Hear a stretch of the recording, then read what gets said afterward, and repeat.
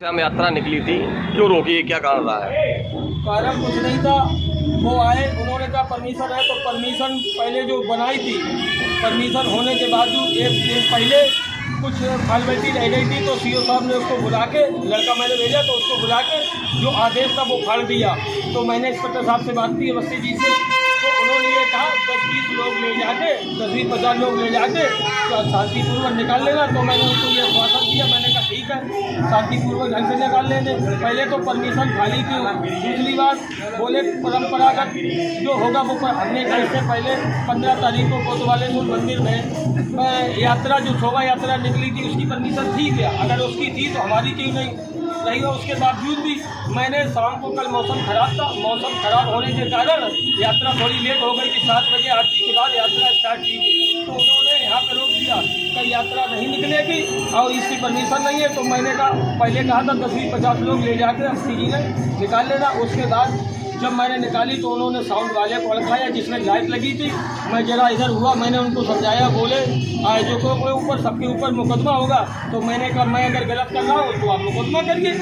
और इन्होंने लाइट वाले और जिसमें लाइट लगी थी साउंड वाले को हल्का के कि तेरा सीज कर देंगे, उसको भगा दिया। इतनी माताएं बहनें अब इकट्ठी थी। मैंने रात के अंधेरे में यात्रा निकाली जिसमें रोड लाइट भी नहीं चल रही थी, उन्होंने लाइट वाला जो साउंड था वो भी भगा दिया था।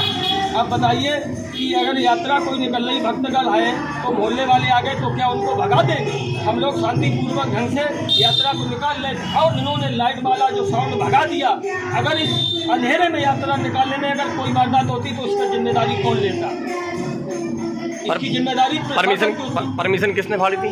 परमिशन को एक लड़का गया था। ये जो यात्रा के आयोजक है मेरा भतीजा है विशाल गुप्ता, उन्होंने किसी अपने लड़के को भेजा था, उसको परमिशन दी थी। तो एक दिन में कुछ फॉर्मेलिटी रह गई थी कोतवाली की, तो उस लड़के से वो गया तो उन्होंने सीओ साहब ने बुलाया और जो परमिशन का आदेश था जैसा वो नीचे वाला हिस्सा फाड़ दिया, जिसकी फोटो कापी मेरे पास रखी हुई है और परमिशन कैंसिल कर दी है।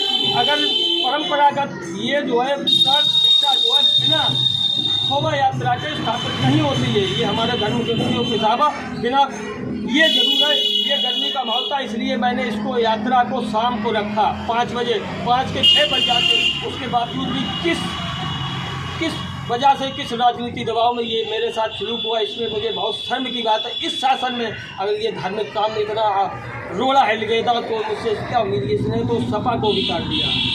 इस प्रशासन ने जो कल यात्रा के साथ हुआ, ये जनता इतनी आक्रोश थी, इतने भक्त वाले को तो खाटू श्याम की कृपा से सब शांतिपूर्वक ढंग से निकलता चला आ रहा है और निकलता रहा है। लेकिन किस प्रकार से कल प्रशासन ने ये सलूक किया है, ये बहुत शर्मिंदगी की बात है मेरे लिए। मैं आगे सारे व्यापार मंडल, हमारे वरिष्ठ पदाधिकारी, सारे संगठन को ये बात को अवगत कराऊंगा और अपने राष्ट्रीय अध्यक्ष लोकेश अग्रवाल को अवगत कराऊंगा इसमें क्या होगा। और ये धमकी दे के गए हैं सारे आयोजकों पे मुकदमा होगा।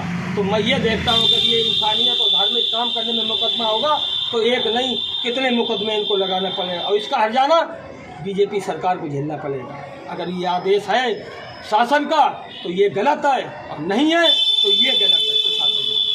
बस मैं यही कहना चाहता हूँ।